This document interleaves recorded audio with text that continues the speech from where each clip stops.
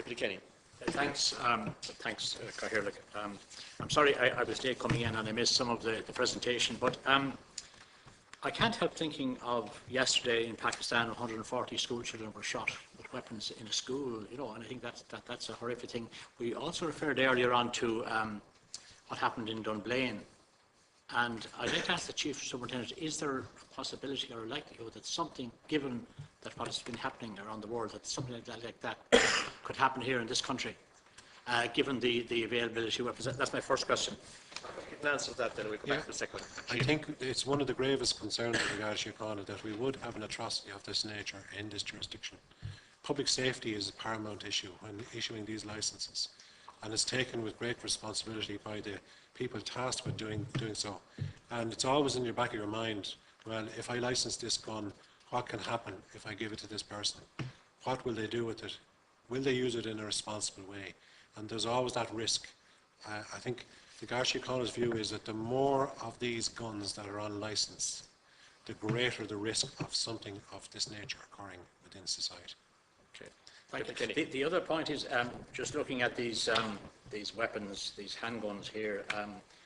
I'm reminded of a meeting of the North Central Joint Policing Committee about 2 years ago, where we had a discussion with the Chief Superintendent following some shooting incidents in the Coolock area, and the Chief Superintendent did make the very same point that the availability of these kind of handguns was such that he felt it was leading to this kind of activity. I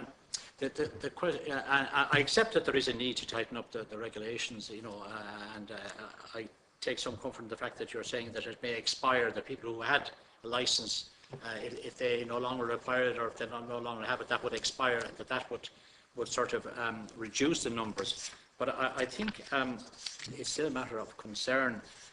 There's also the question of the illegal supply of weapons. What kind of strategy does the Gardaí employ to deal with the vast numbers of criminal and gangland criminals who use illegal weapons, particularly these type of handguns that we're looking at here?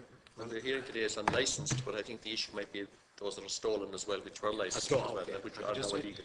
In relation to the first point, I would say that people can have a license for a restricted and a non-restricted handgun.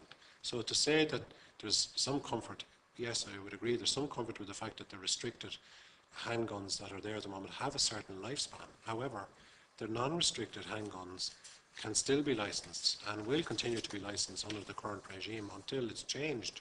So I think it is a concern given the number of applications that we are receiving from the public and the consequences with respect to any decision to refuse and what's happening in the courts as such since 2012. In relation to the illegal guns, Garda Síochána investigates criminal activities on a day-to-day basis in this jurisdiction, and organised crime is a priority for the organisation to tackle. And the weapon of choice of organised criminals are high-caliber handguns of the nature that are in the booklet that I've given and shown to you today.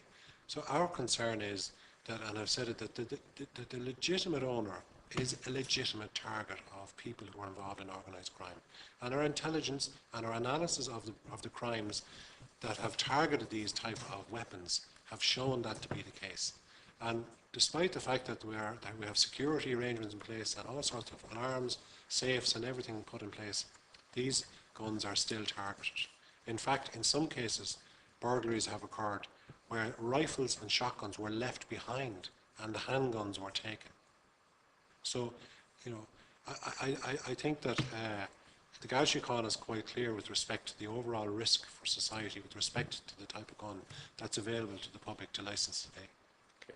And the final point I want to make was the question of the assault rifles and what appears to be assault rifle and whether it is or isn't. Well, I mean, looking at some of these weapons, they do look very militaristic in style, and I think it's a question of it looks like a duck and walks like a duck and talks like a duck. It must be a duck, and I think an assault rifle with 30 or 40 bullets attached to it, it's not something that somebody would use for target practice for see how accurate they are at shooting a weapon. I mean, why would they need an automatic assault rifle to just for target practice? So I think there is a need for these legislation to be tightened up.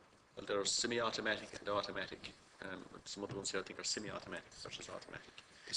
Semi-automatic gun it reloads itself. Basically, that's what It's a one shot. Yes, it rather ejects than- the spent cartridge. You got to Reloads. squeeze, or American say you have to squeeze the trigger each time to fire. Yes, yes. Rather than an automatic where you pull and just Discharges. discharge the whole lot. Whole magazine. All done, Deputy Kenny? Yeah.